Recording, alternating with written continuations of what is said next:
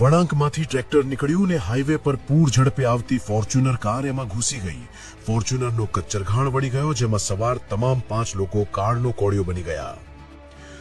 Gwalior Jhansi highway પર માલવા કોલેજની બરાબર સામે ભીષણ અકસ્માત થયો, જ્યાં રેતી લઈ જઈ રહેલા ટ્રેક્ટર ટ્રોલીમાં પૂર ઝડપે આવી રહેલી ફોર્ચ્યુનર કાર ઘૂસી ગઈ.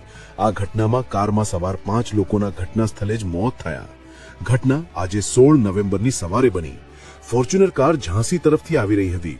જેવી તે માલવા કોલેજની સામેથી કાર પસાર થઈ ત્યારે વળાંકમાંથી ટ્રેક્ટર ટ્રોલી નીકળી. ટ્રોલી રેતીથી ભરેલી હતી. ફોર્ચ્યુનર ચલાવતા યુવાનને કાર પર કાબુ મેળવવાનો સમય પણ ના મળ્યો અને કાર ટ્રેક્ટર ટ્રોલીમાં ઘૂસી ગઈ. ફોર્ચ્યુનરમાં સવાર 5 ઘટના સ્થળે જ મોત થયા, જેમના મૃતદેહો ટ્રેક્ટર ટ્રોલી અને કાર વચ્ચે ફસાઈ ગયા હતા. કારના ફૂરચા ઉડી ગયા. જાણ થતાં જ પોલીસ પણ ઘટના સ્થળે પહોંચી હતી. ગ્રામજનોની મદદથી કટરથી કાર કાપવામાં આવી, જેથી વચ્ચે ફસાયેલા મૃતદેહોને બહાર કાઢી શકાય. હાલ પોલીસે વધુ